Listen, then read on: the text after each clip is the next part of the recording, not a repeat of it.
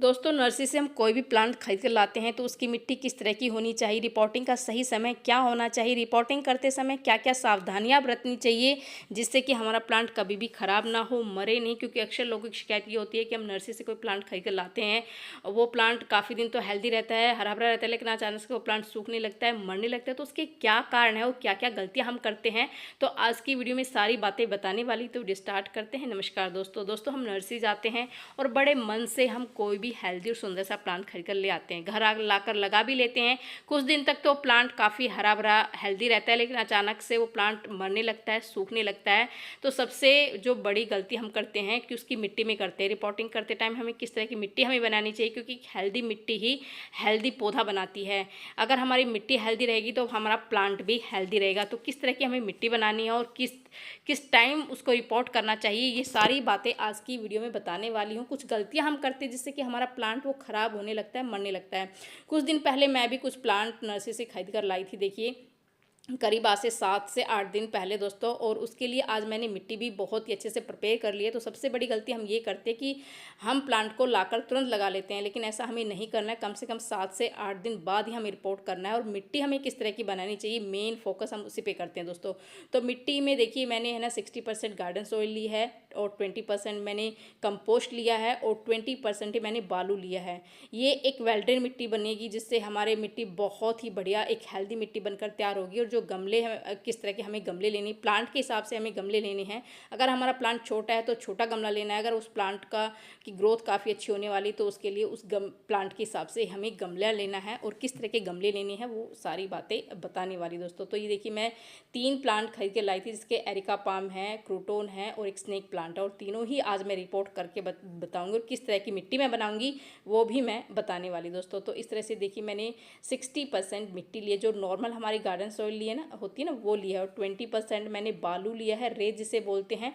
इससे हमारी मिट्टी बिल्कुल वेल ड्रेन बनेगी, किसी भी तरह का जो पानी है वो एक्सेस पानी इसमें नहीं रुकेगा।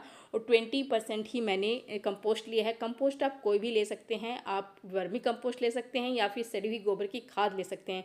तो मैंने तो सड़ी हुई गोबर की खाद ली है, जो कि न्यूट्रिशन रिच होती है। ये इसमें इतने सारे न्यूट्रिशन होते हैं कि इसमें हमें अपने प्लांट को ज़्यादा कुछ डालने की ज़रूरत नहीं पड़ेगी, क्योंकि हेल्दी मिट्टी बिल्कुल बनकर तैयार होगी, बिल्कुल बहुत ही बढ़िया मिट्टी बनकर तैयार होगी, जिससे कि हमारा प्लांट हमेशा हरा भरा रहेगा। तो इसमें 2 चीज़ें मैं ऐड करने वाली हूँ। तो सबसे पहले तो मैं नीम खली ऐड कर रही हूँ दोस्तों। नीम खली क्या होता है कि कंपोस्ट एक फर्टिलाइज़र का काम तो करता ही, खाद का काम तो करता ही, साथ में ये एक फंगीसाइड भी है। किसी भी तरह का फंगस हमारे प्लांट में नहीं लगेगा, कीड़ा हमारे प्लांट में नहीं लगेगा। हमारे प्लांट की जो जड़ें हैं वो काफ़ी ज़्यादा हेल्दी रहेगी। दूसरी चीज़ जो मैं इसमें डालूंगी दोस्तों वो है ट्राइकोडर्मा। ट्राइकोडर्मा में भी किसी तरह का फंगस हमारे प्लांट में नहीं लगेगा, क्योंकि प्लांट खराब होने का सबसे बड़ा जो कारण होता है वो फंगस का होता है। फंगस हमारे प्लांट में बहुत ही जल्दी लग जाता है, जिससे कि हमारे प्लांट की जड़ें वो ख़राब होने लग जाती हैं और हमारा प्लांट मर जाता है। और यही कारण होता है कि जब हम नर्सरी से कोई प्लांट खरीद लाते हैं, घर लाकर लगा लेते हैं, तो हम सबसे बड़ी गलती यही करते हैं कि हम ये चीज़ें नहीं डालते हैं, जिससे कि हमारे प्लांट में फंगस की समस्या बहुत ही जल्दी आ जाती है, जिससे कि हमारा प्लांट है वो ख़राब हो जाता है।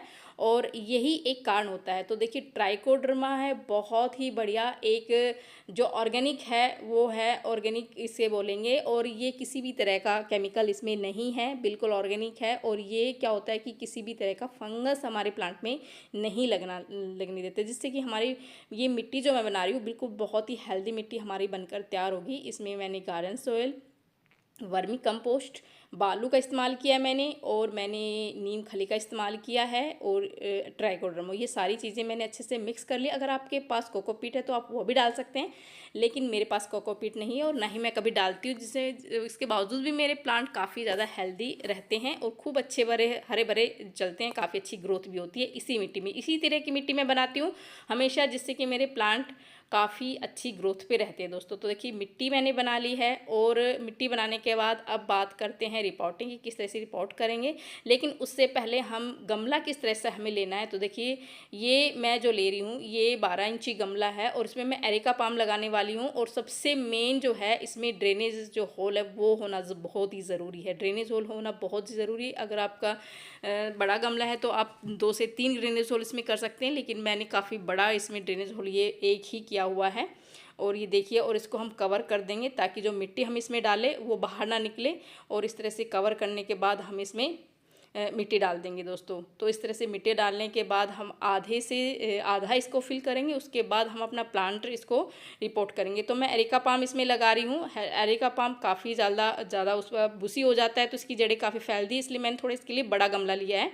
और ये एरिका पाम की जो मिट्टी जो नर्सरी से जो प्लांट में खरीद के लाई थी उसकी मिट्टी काफ़ी सख्त है। तो नीचे वाली का कुछ पार्ट मैं हटा दूँगी, इसका नीचे वाली जो मिट्टी है उसको मैं बिल्कुल रिमूव कर दूंगी। काफ़ी सख्त मिट्टी है, चिकनी मिट्टी है, तो इसको हटा दूंगी। उसके बाद पूरी तरह से नहीं हटाऊंगी, जड़ें हैं वो डिस्टर्ब नहीं होनी चाहिए किसी भी तरह से, ताकि हम इससे हमारा प्लांट है ना शॉक में चला जाएगा और इसमें ग्रोथ नहीं होगी। तो जड़ों को बिना डिस्टर्ब किए हुए आप नीचे वाली कुछ मिट्टी को रिमूव कर दीजिए, उसके बाद आप इसको लगा दीजिए इस तरह से। और ऊपर का हमें कुछ पार्ट खाली रखना है ताकि हम इसमें पानी भी डालेंगे और अच्छे से इसको हम फिलहाल अब फिल कर देंगे पानी से। तो देखिए मैंने एरिका पाम को इस तरह से रिपोर्ट कर दिया है, इससे बहुत ही बढ़िया हमारे प्लांट की जो ग्रोथ होगी। अब ऐसे ही मैं दूसरा प्लांट भी इस तरह से जो क्रूटोन का मैं लेके आई थी बिल्कुल उसी प्रोसेस में क्रूटोन को प्लांट को भी मैं रिपोर्ट कर दूंगी। उसी तरह से मैंने जो हॉल है ड्रेनेज होल उसको कवर कर दिया है। ड्रेनेज होल को कवर इसलिए करते हैं ताकि जो मिट्टी हम डालते हैं वो जब हम पानी हम डालते हैं तो ड्रेनेज होल से वो निकल जाता है। तो अगर कवर कर देंगे तो जो हमारी मिट्टी है वो नहीं निकलेगी। तो जो क्रूटोन का प्लांट है उसकी भी मिट्टी चिकनी थी, काफ़ी सख्त थी, तो उसकी मिट्टी को भी मैंने कुछ मिट्टी का भाग है वो रिमूव कर दिया है। और इस तरह से मैंने इसके गमले के बीच में इस तरह से बिल्कुल इसमें लगा दिया है, गमले में लगा दिया है। और ये जो मैं ले रही हूँ ये 8 इंची गमला है क्रूटोन के लिए। तो इस तरह से मैंने लगा दिया दोस्तों, और तीनों ही प्लांट मैंने लगा दिया। स्नेक प्लांट भी मैंने इसी तरह से लगा दिया है।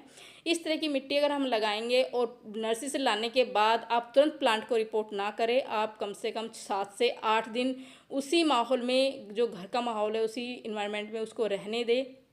और इसके बाद अगर हम प्लांट को लगाएंगे तो हमारा प्लांट कभी भी शॉक में नहीं जाएगा और बहुत ही बढ़िया हेल्दी रहेगा। काफ़ी इस तरह की अगर हम मिट्टी बनाएंगे तो तीनों प्लांट को रिपोर्ट करने के बाद मैंने इस तरह से पानी अच्छे से फिल कर दिया है। फिल अच्छे से करना है पानी, जब हम रिपोर्ट करते तो उस टाइम बहुत ऐसे से फिल करना है।